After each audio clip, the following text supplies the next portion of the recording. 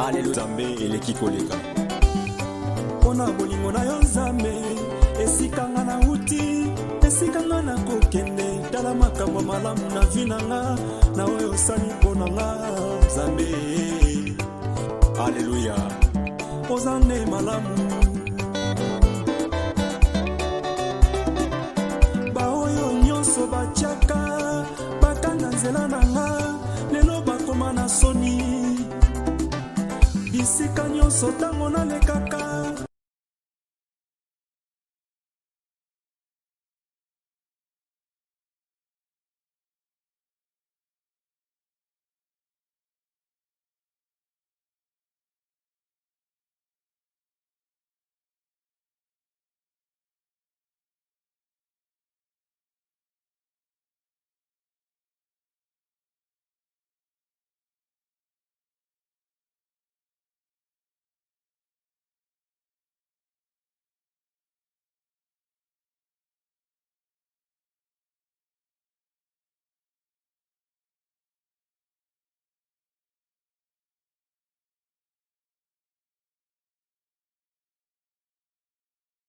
Adonai, Shama, Shama,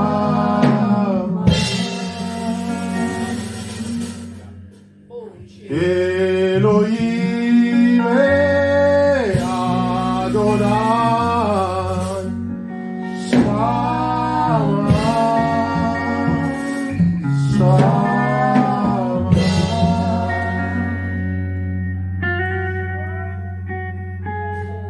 Elohim Adonai Shama Shama Shama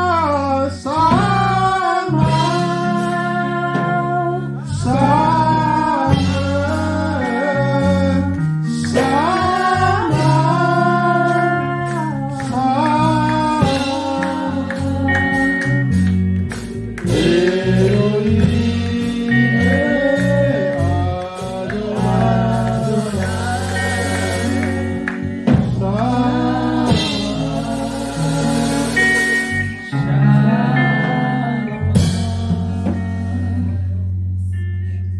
Père, nous t'appelons, Saint-Esprit, conduis-nous. Conduis-nous comme tu le veux. Nous nous soumettons à toi. Nous voulons que tu me parles. Parle-moi. Parle, dispose mon cœur et le cœur de ton peuple. Qui suis-je, Père, pour me mettre devant le peuple saint? Que je sois un simple instrument, Seigneur. Car il est écrit, c'est poussé par l'Esprit de Dieu que les hommes ont parlé de ta part. Ce n'est pas par la force d'un homme. Ce n'est pas par la connaissance. Ce n'est pas par une sagesse quelconque. Mais c'est par ton esprit. C'est pourquoi j'ai confiance en toi, Saint-Esprit. Je sais que tu parles bien. Tu vas nous exhorter. Tu vas nous édifier. Tu vas parler à nos cœurs. Merci parce que tu l'as commencé pendant le perdu. Et tu vas continuer. Père, nous sommes là dans ta présence. Sois béni, sois loué. Saint-Esprit, merci. L'onction de Dieu renverse encore sur moi. Remplis chacun de nous, Seigneur. Nous voulons être connectés. Loin de nous, tout ce qui ne glorifie pas ton nom. Que nos cœurs soient le quatrième terrain qui recevra ta parole et le mettra en pratique. Sois béni, sois loué, Papa, dans le nom de ton Fils Jésus, nous avons ainsi prié. Amen. Amen. Merci.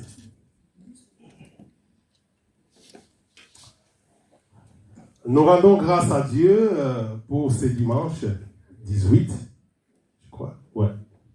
Pour ce dimanche 18, et nous rendons grâce à Dieu et nous disons merci à Dieu pour la présence d'un chacun. Nous disons merci au pasteur qui nous a encore donné cette opportunité, qui n'est pas là bien sûr, mais avec qui nous sommes ensemble dans l'esprit, connectés. Voilà. Et nous vous saluons tous dans le précieux nom de Jésus. Amen. Vous êtes un peuple béni et Dieu a voulu que ça soit ainsi. C'est un culte agréable et nous voulons compléter ce culte. Dieu a commencé à parler pendant le PPD. L'homme de Dieu est allé toucher vraiment des choses que je devrais parler. Mais bon, Dieu a voulu que ça soit ainsi. Amen. Voilà, c'est ça le Saint-Esprit. Il fait les choses comme il le veut. Parce que c'est de cet homme-là d'Abraham que nous voulons parler ce soir. Parce qu'il y avait le sein d'Abraham qui était créé. Quelque chose qu'il n'en avait pas. Mais Dieu a fait qu'il y ait un sein d'Abraham. À cause d'une chose précieuse que cet homme a fait. Comme l'évangéliste Célio l'a prescrit. Donner son unique fils. Un rappel est que Abraham n'avait plus Ismaël.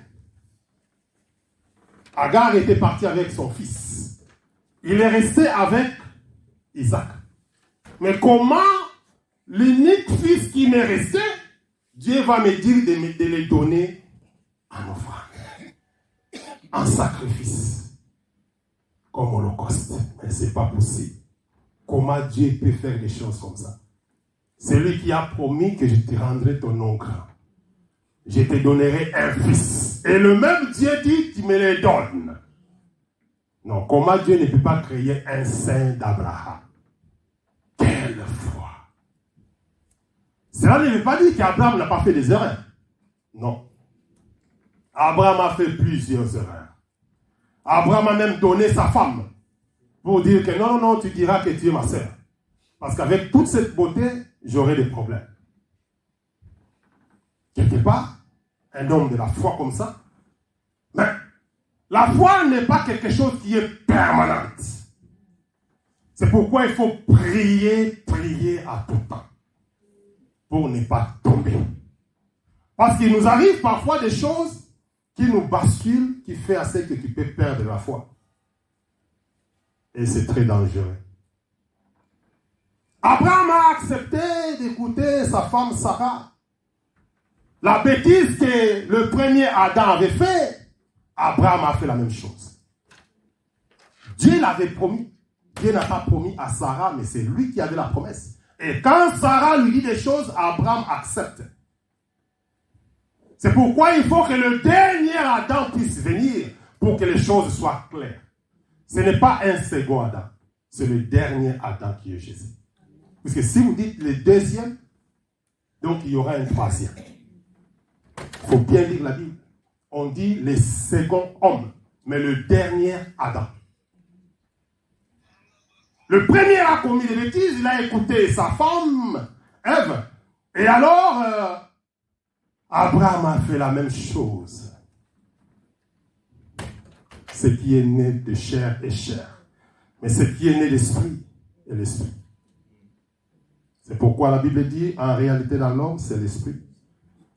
Tu peux être gros, gras, belle, beau, mais si peut-être ton esprit est comme ça, très petit, ce n'est pas la taille. C'est par la grâce de la parole de Dieu. Vous savez, Abraham a fait des choses, mais cela n'a pas empêché Dieu d'agir dans sa vie. Cela n'a pas empêché Dieu de faire parce qu'Abraham avait disposé son cœur vain. Il a caché à sa femme. Bon, ça c'est moi qui pense comme ça. Parce qu'Abraham, quand il a fait la bêtise de nier sa femme, heureusement Dieu avait intervenu, parce que c'est la femme d'un serviteur de Dieu, on ne touche pas la femme d'un serviteur de Dieu. C'est la pire malédiction. Dieu a intervenu. Abraham est allé avec Agar sur conseil de sa femme. Dieu n'a pas intervenu. Dieu le regardait. Mais je crois qu'Abraham a pu rappeler toutes ces choses. Il s'est ressaisi. Quand Dieu lui parle maintenant d'Isaac, il dit, cette femme, si je lui raconte ce que Dieu m'a dit, il va demander où est le deuxième enfant qui est venu déjà pour donner le premier. Où est le deuxième enfant pour que tu donnes ça? Ou bien alors tu as touché, je ne sais pas s'il y avait des fétiches à l'époque. Ou bien tu as fait des sciences occultes pour sacrifier. Il a caché à sa femme pour dire que nous allons pour faire l'Holocauste. Nous allons pour faire l'Holocauste. Il prend ses deux serviteurs, il prend son fils et lui-même il charge de toutes ces choses-là aux serviteurs, les bois, tout ça, ils sont partis. Ils sont partis. Et Dieu lui avait dit que je te montrerai le lieu de loin. Dieu l'a montré le lieu. Quand il voit le lieu, il dit à ses serviteurs, vous restez ici. Restez. Parce que moi et le jeune homme, nous allons pour adorer. Le terme a changé, ça devient l'adoration. Comme l'homme de Dieu l'a dit. Nous allons pour adorer.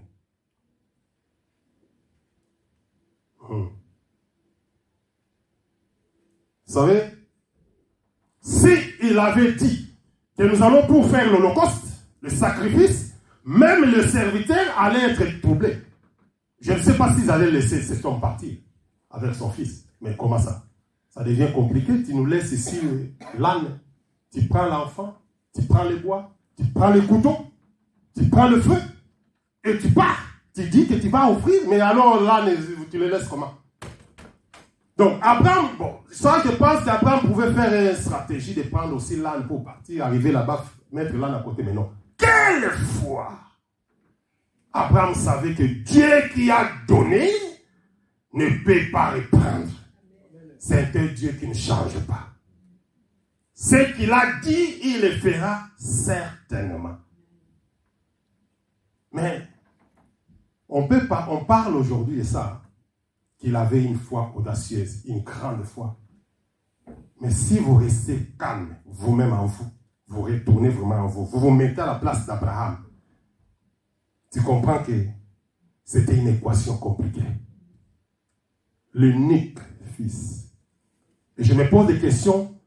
S'il pouvait imaginer, quand je retournerai d'abord vers les serviteurs, je leur dirai quoi?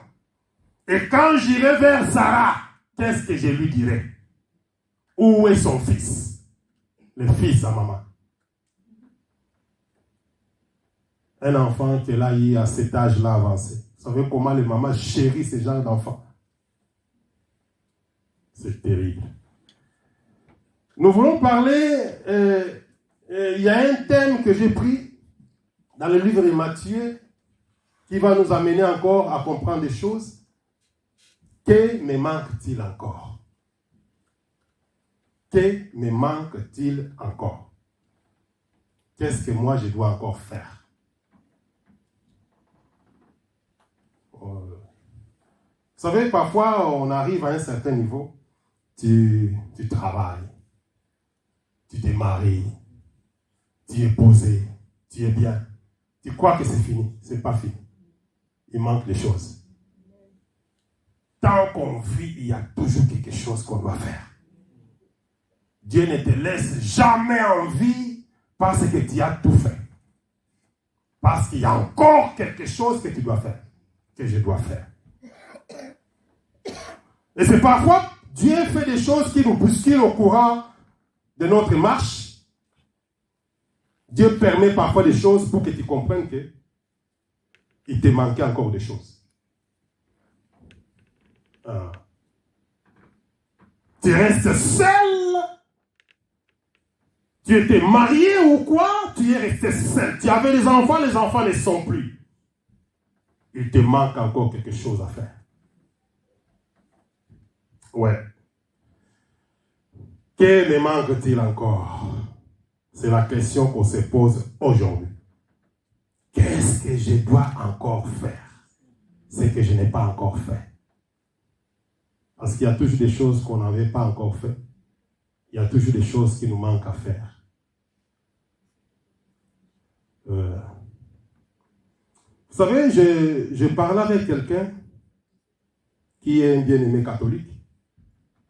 Quand je l'ai invité, il me demanda, c'est pour combien d'heures? J'ai dit non, ça commence seulement de 16h à 19h. Il dit, de 16h à 19h. Donc, tu vas me faire asseoir Vous allez me faire asseoir pendant 3 heures, alors que chez moi, là-bas, c'est 1 heure. Je lui pose la question. Tu es parti à l'école? Oui. C'est un médecin. Je sais que tu es parti à l'école. Mais je lui ai posé la question. Tu es parti à l'école? Il me dit, tu te moques de moi. Je dis, non, selon c'est... Tu es parti à l'école. Ok. À l'école, tu avais des leçons, des cours, des matières. Quand les profs entrent, c'est 45 minutes chez nous. En Afrique, c'est comme ça. 45 minutes. Même les cours, les disciplines que j'ai donné l'anglais, c'était 45 minutes. Ce n'est pas parce que c'est l'anglais, c'est le cours de langue. Oh non, c'est le moins. Non. 45 minutes. Peut-être le prof de maths va entrer pour 2 heures, 3 heures, affilé. Mais moi, j'entre, c'est 1 heure. Je donne 45 minutes, je sors. Maintenant, attendez. 1 heure du temps, vous allez dans votre église et tout se fait pendant 1 heure et demie. Je dis, mais c'est comme cela que vous n'avez pas de connaissances. C'est comme cela que vous blaguez avec les choses.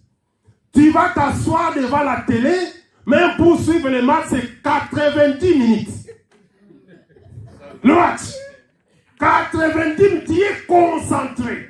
Et parfois, tu es énervé. Hein? Parce que si vous avez échoué, c'est terrible. Nous, à l'époque, c'était Bethel, on nous prêchait, il ne faut pas suivre le match. Tu ne peux pas être contre telle équipe. On nous a prêché comme ça. Que Dieu pardonne aussi ces hommes-là. Ils étaient dans l'erreur. Ce n'est pas vrai. Mais, quelque part, tu vas suivre les matchs 90 minutes. Tu es concentré. Parfois, tu vas mal dormir. Tu ne vas pas parler avec ta femme parce que ton équipe a échoué. Tu vas te dormir. Tu vas même faire des faux rêves. Des mauvais rêves. Parce que le diable va profiter. Hein. Quand tu es en colère, mais c'est là où il profite. C'est pourquoi je fais un effort. Même si la journée était comment, je cherche quelque chose qui va me faire rire. Je prie. Si je ne me sens pas trop bien, il faut quelque chose. Qu'est-ce que je vais lire qui va me faire du bien? Parce que mon esprit doit être bien. Et je lui dis, c'est 4 heures. Il aime les matchs. Hein. C'est 90 minutes qui suit les matchs. Mais quand on t'invite pour 3 heures, tu dis que c'est beaucoup. Pour Dieu, c'est que la personne n'a pas encore compris. Il y a des églises où on fait 5 heures. Il y a des églises même où on part le matin jusqu'au soir. Défilé. Amen. On amène même la nourriture. Voilà. Que Dieu bénisse nos mamans qui se souviennent toujours, qui accomplissent l'acte des apôtres chapitre 3, la communion fraternelle. Amen. Voilà. Et la personne refuse parce qu'il dit que vous n'allez pas me faire asseoir pendant 3 heures. Il me dit, explique-moi, les 3 heures là, vous faites quoi? J'ai dit, bon, c'est d'abord 1 heure de temps pour la parole. Parce que moi, si tu me donnes 30 minutes, tu ne m'as rien donné. Il faut me donner au moins 45, 1 heure de temps. Là, je vais me sentir un peu bien. C'est resté comme ça dans l'esprit, même quand on donnait cours. Je sais que j'ai 45, je vais gérer ces 45. Si je vais donner une interrogation vite fait, avant les 40e minutes, donc c'est 5 minutes, prenez vos feuilles rapidement. Donc, voilà, tu mets les élèves en débandade. Les professeurs africains, c'était méchant. Parfois, on faisait ça pour que les gens échouent. Et tu es content aussi, tu es sorti de la classe content. Les élèves vont échouer. Miséricorde. Alors, une personne comme ça, qui veut passer 25 ou 30 minutes devant Dieu, mais il reste toute la journée devant la télé. Toute la journée dans des bêtises. Très content. Il manque quelque chose. Et il me manque quelque chose. Que je n'ai pas encore fait, je dois faire. Le livre de Matthieu, à son chapitre 19, notre frère va nous lire. Matthieu, chapitre 19, du 16e au 26e verset. Il y a seulement 10 petits chapitres. 10 petits versets qu'on va lire. Matthieu, chapitre 19, le verset 16 au verset 26. C'est une histoire qu'on connaît tous. C'est l'histoire d'un homme riche. Je lis la parole du Seigneur. Amen. Tout à coup, un homme s'approche de Jésus et lui demande, Maître, qu'est-ce que je dois faire de bon pour avoir la vie avec Dieu? Jésus lui répond, pourquoi est-ce que tu m'interroges sur ce qui est bon? Un seul est bon, c'est Dieu. Si tu veux entrer dans la vie avec Dieu, obéis au commandement. L'homme lui dit, quel commandement? Jésus répond, ne tue personne, ne commets pas d'adultère, ne vole pas, ne témoigne pas faussement contre quelqu'un, respecte ton père et ta mère. aime ton prochain comme toi-même. Le jeune homme lui dit, j'ai obéi à tout cela, qu'est-ce que je dois faire encore? Jésus lui dit, si tu veux être parfait, va, vends ce que tu as et donne l'argent aux pauvres. Alors tu auras des richesses auprès de Dieu. Ensuite, viens et suis-moi. Mais quand le jeune homme entend cela, il s'en va tout triste parce qu'il possède beaucoup de choses. Jésus dit à ses disciples, je vous le dis, c'est la vérité. Pour quelqu'un de riche, c'est très difficile d'entrer dans le royaume des cieux. Je vous dis encore, est-ce qu'un chameau peut passer facilement par le trou d'une aiguille? Eh bien,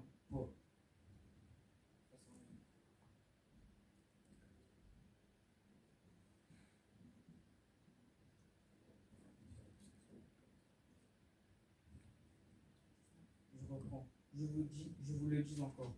Il est plus facile à un chameau de passer par un trou d'une aiguille qu'à un riche d'entrer dans le royaume des cieux.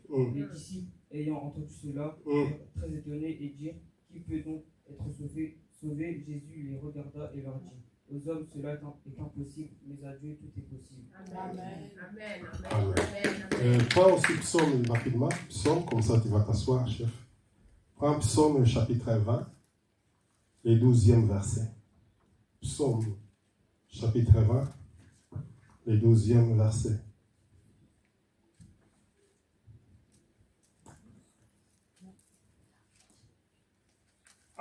Apocalypse chapitre 20. Sorry.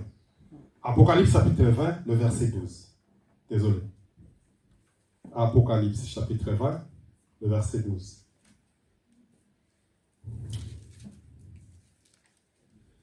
Je lis la parole du Seigneur. Amen. Et je vis les morts, les grands et les petits, qui se tenaient devant le trône. Des livres furent ouverts, et un autre livre fut ouvert, celui qui est le livre de la vie, et les morts furent jugés selon leurs œuvres, d'après ce qui était écrit dans ces livres. Amen. Amen. Merci. Que Dieu bénisse sa parole.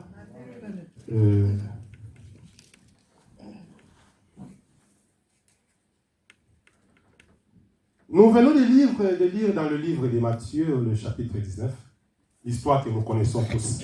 On a déjà entendu cela. Que le Saint-Esprit veut nous ouvrir quelque chose, veut nous ajouter sur notre foi. Parce que ce n'est pas pour rien que nous sommes là. Il y avait un homme qui s'est approché de Jésus qui lui dit, Maître, que dois-je faire? Que dois-je faire de bon pour hériter la vie éternelle? Ici, il y a deux termes. Il parlait de bon et Jésus lui parle de parfait. Lui, il fait quelque chose de bon. Mais Jésus dit, non, le bon là, ce n'est pas suffisant. Si tu veux être parfait. Si tu veux être parfait.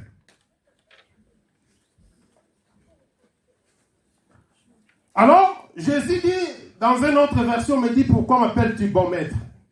Alors, il y a des bons que Dieu scelle. Comme tu demandes, qu'est-ce que toi tu dois faire de bon pour entrer au ciel? Eh bien, Jésus lui répondit, tu ne commettras pas de meurtre. Jésus sait que les hommes qui ont beaucoup d'argent commettent le meurtre facilement. Facilement. Il peut te tuer. Tu blagues avec son argent, il te tue. Si vous suivez des films, vous voyez comment les mafias, les hommes qui ont l'argent font des choses. C'est comme ça. Il peut te tuer facilement pour l'argent. Blague pas. Les hommes riches, même 1 euro, on ne blague pas avec ça. Centime, là, on ne blague pas avec ça. Ils disent on ne blague pas avec l'argent. L'argent, c'est un pouvoir. Ah oui?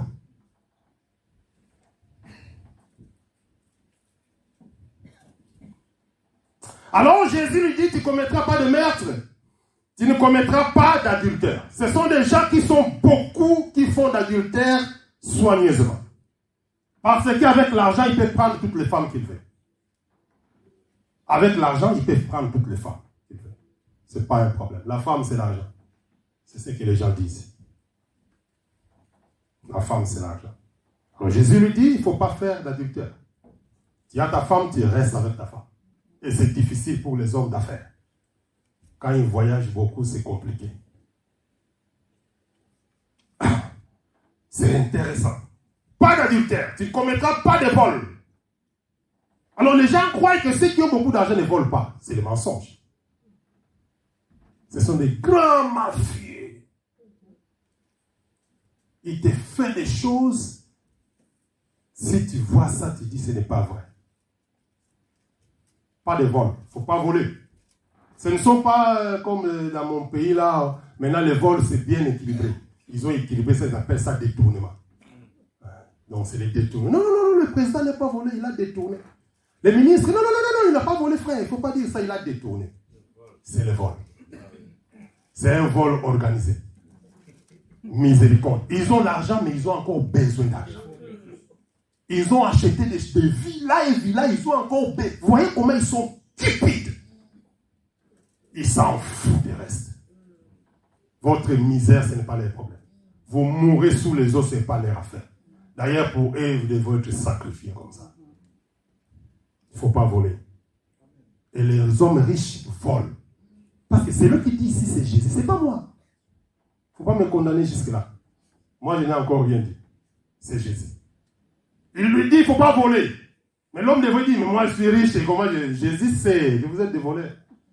Parce que Jésus savait qu'après des époques, ils vont changer le terme de voler, ils vont enlever pour mettre détournement. Il a détourné l'argent du pays. L'argent de tout le monde, lui, il prend ça, il détourne ça. Non, il a volé. C'est un voleur. Tu ne prendras pas, tu ne porteras pas de faux témoignages. Ça, c'est bien. Honore ton père et ta mère, c'est bien. Et tu aimeras ton prochain comme toi-même. Il y a un problème là. Aimer son prochain. Vous savez, ça c'est naturel. Les hommes riches se visitent entre eux. Non mais, s'il vient me visiter, il dit qu'il va gagner quoi? Qu'est-ce que je vais l'apporter? Il dit non, c'est pas possible. Lui, ils doivent se visiter entre eux. Ma bête à ma soleil, si tu visites toi, tu vas comprendre leurs histoires et puis ça ne sera pas bien. Ton prochain, pour eux, les prochains, c'est entre eux. Ce ne sont pas les pauvres là, les misérables. Non. Ce n'est pas avec vous. Donc là, c'est un problème. Parce qu'après, on va voir l'histoire de Lazare. Alors, tout cela lui dit le jeune homme, je l'ai appliqué. Que me manque-t-il encore? Pourquoi j'aime la version semeur. Que me manque-t-il? Tout cela, je l'ai appliqué. Ah, donc même Jésus s'est souvent été scandalisé. Ah bon? Cet homme a tout fait. Waouh! J'ai tout accompli. Que me manque-t-il encore? On pose à un Dieu une question comme ça. Jésus, gentil qu'il était, il lui répondit, si tu veux être parfait, les choses graves vont commencer. Tu veux être parfait. Ok. Va vendre tes biens, distribue les produits de la vente aux pauvres, et tu auras un trésor dans le ciel, puis viens et suis-moi. Ça devient compliqué. Mais moi j'ai fait tous ces exercices-là, tous ces devoirs-là. Je ne touche pas la femme d'autrui. J'aime seulement entre nous. Les pauvres, on n'en a pas besoin, on s'en fout d'eux. Bon, ma mère, mon père, bon, je les honore. Hein. J'ai l'argent, je leur donne l'argent. Quand ils vont devenir vieux, je vais leur déposer quelque part là-bas. On va prendre soin d'eux. Moi, j'ai trop de business là à faire. Et je n'ai pas le temps pour ces pauvres parents qui sont devenus vieux, ils deviennent chiants.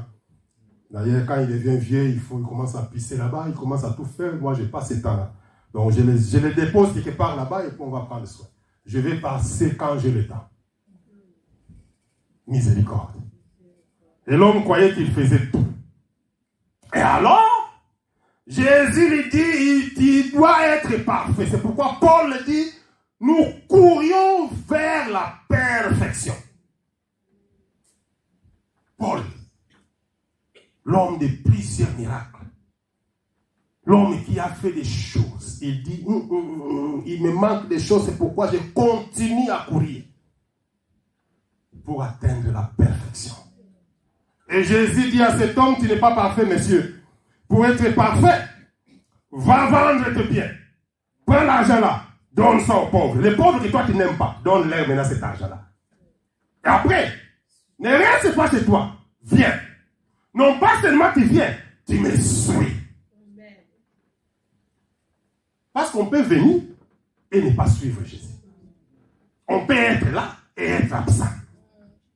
Ou absente. Sinon les femmes vont dire, mais comment on ne peut pas, on ne conjugue pas pour nous? Non, on conjugue quand même. On est à l'église, mais on pense à autre chose. On prêche ici, quand on finit, on pose la question, qu'est-ce qu'on a prêché? Ah, je n'ai pas trop saisi. La personne était là. Il est venu. Elle est venue, mais il n'était pas là. Jésus dit, vends tout ce que toi tu as. Toi, les prochains, c'est entre vous. Oui, non, ce n'est pas les prochains, c'est entre vous. Donne l'argent là aux pauvres. Et après, tu viens et tu me suis. La Bible dit. Quand il entendit cela, le jeune homme s'est allé tout triste. Parce qu'il était très riche. C'est lui qui a dit qu'il a tout accompli. Voyez là où il y a les mensonges. Non, moi, toutes ces règles-là, je les fais. Menteur. Tout ça, je l'ai fait. Et Jésus savait qu'il manquait des choses. Un exercice simple. Va. Prends l'argent. C'est là que toi, tu n'aimes pas. Donne-leur cet argent. Et toi, tu viens pour me suivre.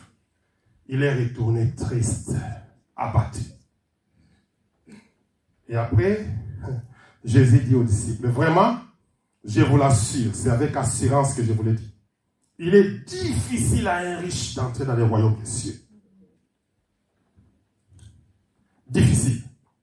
Oui, j'insiste. Il est plus facile à un chameau de passer par les trous d'une aiguille qu'à un riche d'entrer dans les royaumes de Dieu. Ici, il y a deux royaumes, c'est comme si.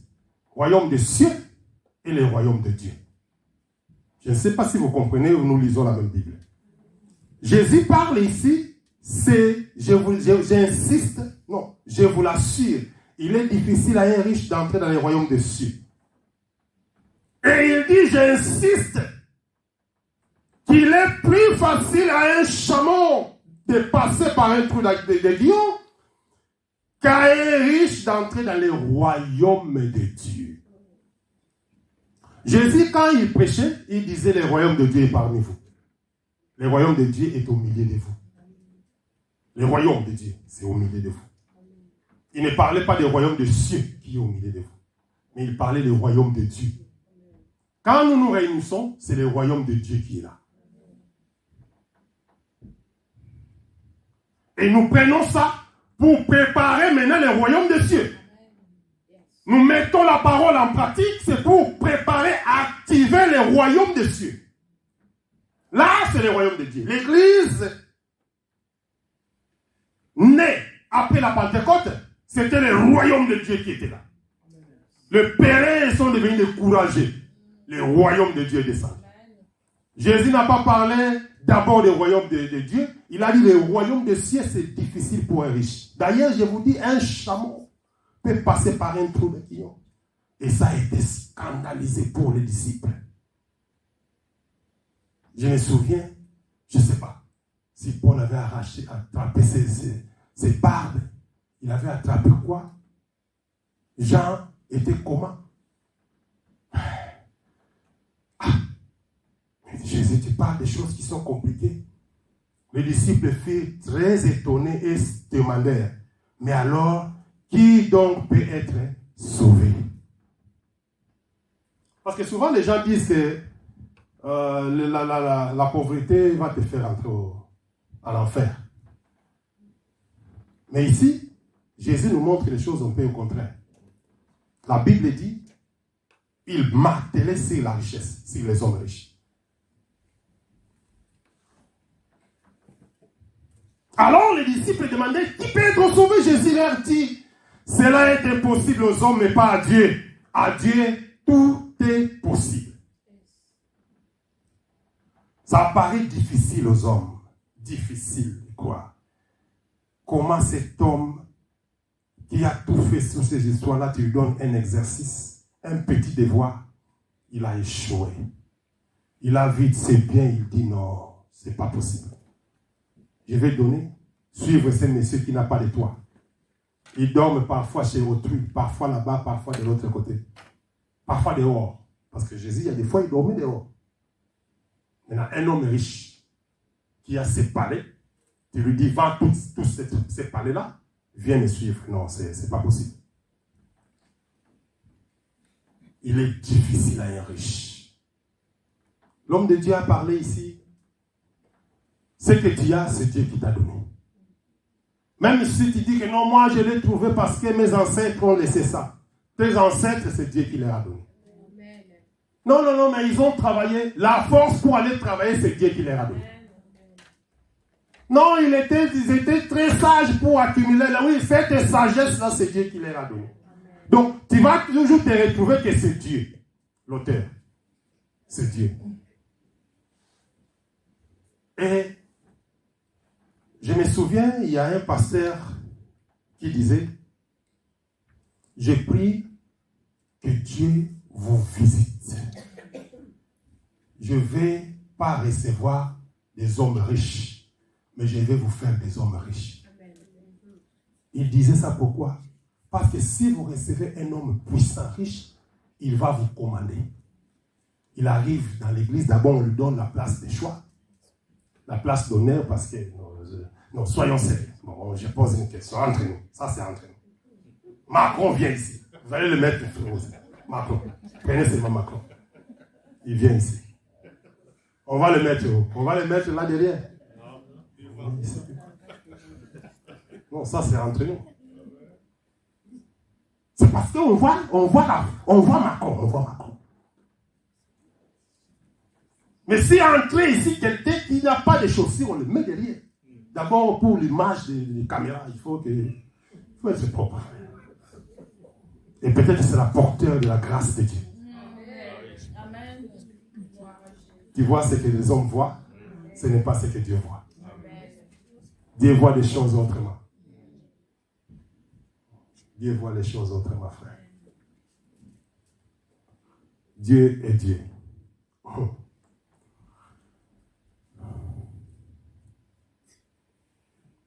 C'est terrible.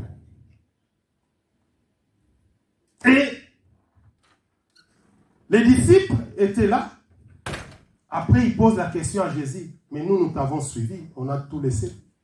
Et Jésus les a assurés qu'ils ne craignent pas. Vous n'êtes pas seulement vous êtes venus, mais vous êtes avec moi. Vous marchez avec moi. Vous aurez au centuple. Et on se pose la question, qu'est-ce qui est devenu l'homme riche? Dieu t'a donné, tu ne veux pas donner. D'abord, nous, on ne donne pas normalement, mais on remet à Dieu ce qu'il nous a donné. L'évangéliste C lui a dit quelque chose. J'ai regardé un YouTube. Plusieurs fois, j'ai remarqué blessing time. Blessing time. Ils appellent ça le blessing time. Le temps de la bénédiction. Le moment des offrandes. Pour les Anglais, c'est le blessing time. Et tu vas voir, ils sont motivés.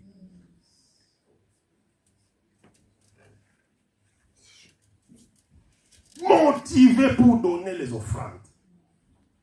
La main qui donne est supérieure à la main qui reçoit. D'ailleurs, la main qui donne est au-dessus. Toi, tu ne peux pas recevoir comme ça, tu fais comme ça. Ah non, je ne te donne pas. Pour donner, il faut mettre la main comme ça. Et la main qui te donne est au-dessus. Et c'est la main qui te donne qui est bénie, toi tu n'es pas béni. C'est pourquoi quand on donne à Dieu, on est automatiquement béni. Donc ça, c'était... Bon, je ne sais pas si c'est un devoir, mais c'est comme ça. Ce n'est pas le forcing. C'est quelque chose que toi, tu sais que je suis béni. Avec ça, je suis béni. Et surtout que si vous donnez à Dieu, tu sais que l'argent que moi je donne, mon offrande, ma dîme, c'est pour l'œuvre de Dieu. Frère, sois fier. Amen. J'ai regardé la télé, j'étais triste. Je vois un homme de Dieu qui achète une Jeep pour une voiture de 400 et quelques mille dollars et il est content. Mon esprit était abattu. Et je me suis dit, c'est comme cela que des frères abandonnent la foi. les frères en Occident sont devenus des incrédules à cause de ça. Est-ce que dans ton église, il n'y a pas de pauvres? Les mamans qui vendent des braises ne sont pas là pour distribuer cet argent-là aux mamans-là. Il n'y a pas de couples hier qui sont endormis en famille. Tu achètes une voiture de 400 et quelques mille dollars et tu es fier, il dansait. Mon esprit était attristé. Et je me suis irrité. J'ai dit, Seigneur, miséricorde. Je ne peux pas le juger, mais Seigneur, jusque-là, les gens débordent. Et vous allez voir des gens qui vont dire, je ne donne plus l'offrande. Donc les gens ne sont plus bénis. Parce que tu as bloqué leur bénédiction parce qu'ils ont vu ce que toi tu as acheté. Tu ne travailles pas. Le pire, même si tu travailles, mais comment tu vas, c'est quel crédit de 4-5 quelques pour acheter une voiture? Soyons sérieux avec Dieu. Dieu n'est pas notre cousin. Ni un grand-père. Parce qu'un grand-père, on peut blaguer avec lui. Mais un père, on ne blague pas comme ça avec un père. Avec toutes nos faiblesses, on doit s'humilier devant Dieu. Est-ce que dans cette église, il n'y a pas des gens qui pleurent? Tu vas acheter une chose pareille alors que tu as une église en Afrique, hein? Pas en Occident, en Afrique. Et en Afrique, c'est dans un des pays les plus pauvres, soi-disant, entre guillemets, parce que les hommes sont plus riches que les pays. Miséricorde. Et vous voulez un pays comme ça que les choses marchent? Si les hommes de Dieu font l'abomination.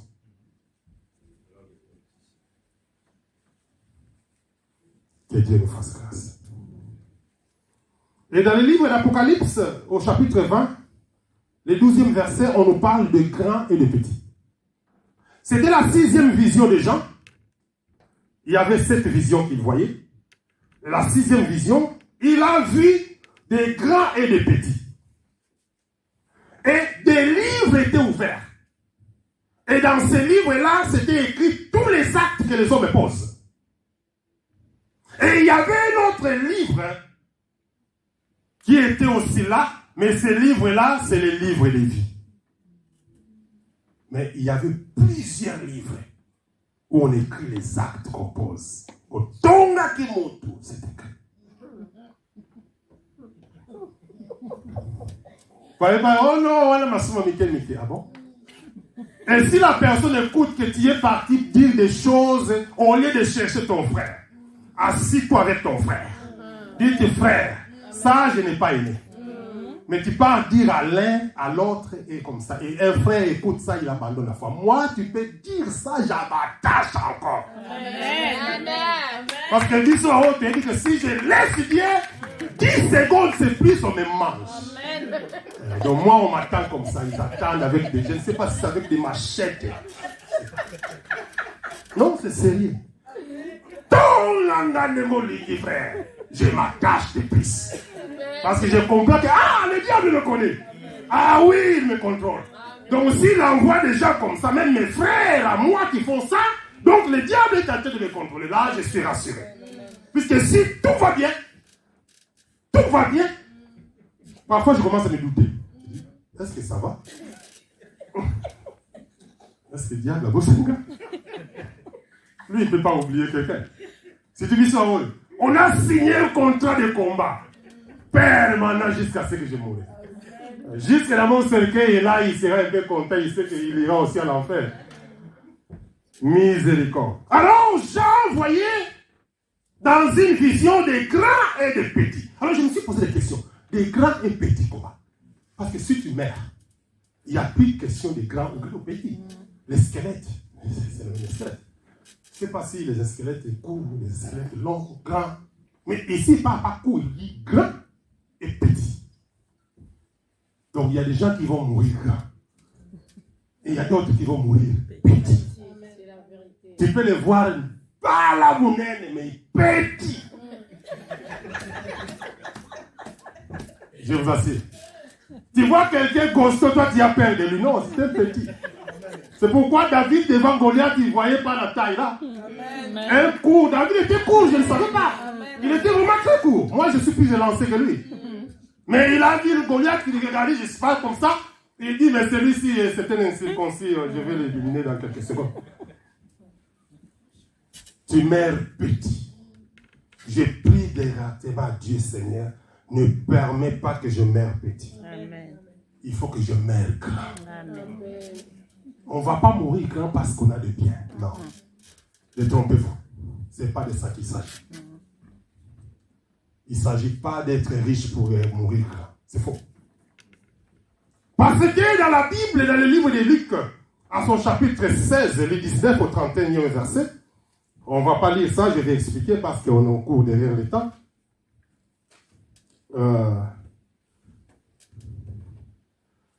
Luc, vous pouvez écrire, hein? L'évangile selon Saint Luc, à son chapitre 16, le 19e au 31e verset. Luc, chapitre 16 d'abord.